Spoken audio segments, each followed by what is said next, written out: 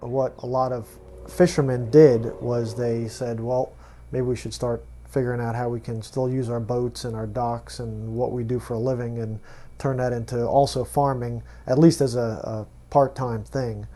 So in 1994, when the net ban went into effect, it had a lot of commercial fishermen also get into clam farming. Harvesting clams was nothing new to the Indian River Lagoon. For thousands of years, wild clams had been gathered from the river. Piled high along the riverbank to build mounds called middens, their shells were later used to pave the area's first road. What was new was that clam harvesting was now done through aquaculture.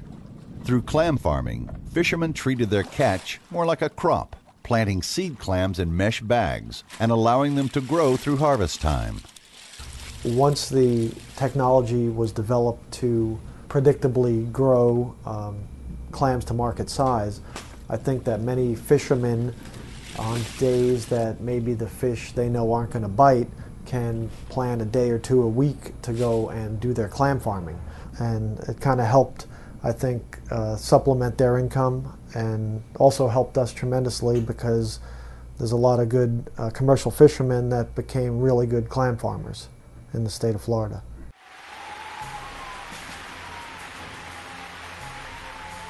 One of the main factors I think that affected the commercial fishing industry in Sebastian as recently as 2004 were the hurricanes.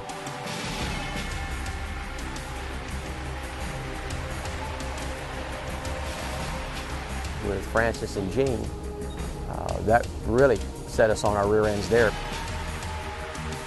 Many commercial fishermen lost their boats. We've seen a lot of boats washed up. The docks got devastated. We lost anything that even resembled any operable fish houses on the water. The last real operating fish house that we had was Archie Smith's Seafood, and it was completely and totally destroyed. Built in 1935, Archie Smith's Fish House was the last operating fish house on the water in Sebastian. Its destruction in 2004 left a void in the fishing community. More than the loss of a landmark, it was a turning point in the way fishing was done in the lagoon. We were down to no fish houses on the water at all, and it got so difficult to be a handline commercial king mackerel fisherman that a lot of guys got out of it. All the old timers gave it up. It was just too tough because when you were done fishing, you would have to come in and you kept your boat at a marina. Then you would have to load the fish in the truck, your own truck, truck them to a fish house that was not on the water anymore, and then bring your ice back, and the same with the fuel. And it took a tough breed to do that. You know, in the old days, you pull up to the dock, there was a guy there to help you unload and everything. So it was tough, and the fleet was narrowed down to a handful of people. A tougher breed, I think.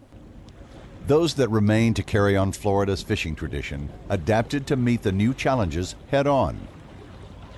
Just as the creation of the Sebastian Inlet gave their fathers access to new fishing grounds, the use of cell phones and interstate highways are allowing today's fishermen to be more mobile. Today I'm sitting here in Sebastian. I may get a cell phone call from a friend of mine that fishes out of New Smyrna Beach or Jacksonville or Mayport or Pensacola or Key West or whatever, and say, we're catching whatever. And within several hours, you can be at that location and fishing. And that's what's really changed in the state of Florida, is the ability of the fishermen to move on almost a moment's notice to a different locale and be very effective. Around September, I'll start fishing for Spanish mackerel in New Smyrna up by Daytona Beach. And the Spanish mackerel will migrate south to Cape Canaveral, and I'll usually fish till around Thanksgiving at Cape Canaveral. And then the fish will migrate to Sebastian, and I can come out of my hometown, which is pretty nice. We don't have to do a lot of sleeping in the truck and a lot of motel renting. Which is, in my father's time, they couldn't trailer their boat up the interstate, and they didn't have all the boat ramps to use and all the access that you have now, which makes it convenient for me, but it costs more money to do it, but that's what you have to do to survive in this industry.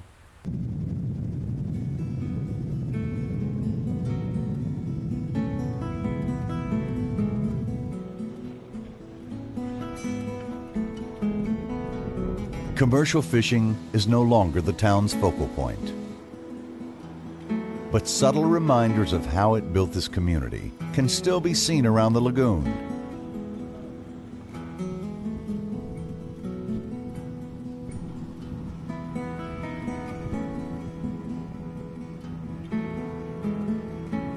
Many of the old landmarks are gone. A few that still stand are weathered and time-worn, serving as memories of a bygone era, while others serve as a source of inspiration, challenging those who carry on to reclaim and rebuild Sebastian's fishing tradition.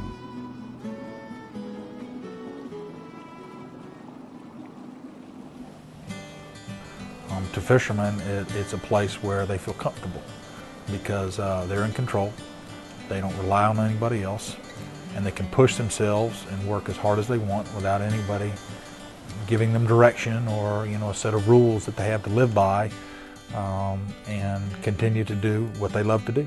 I was very independent, and that's one of the nice things about being a commercial fisherman is you're very independent and stuff, and you don't have to, if somebody asks you a question, you can tell them what you think. There's not somebody looking over your shoulder pushing you either. It's the freedom of it. It's the ability to go out on your own against Mother Nature or with Mother Nature, depending on how you want to work it, and make a living. And you still have to be competitive, and you actually have to work harder than you would at any other normal job. But it's,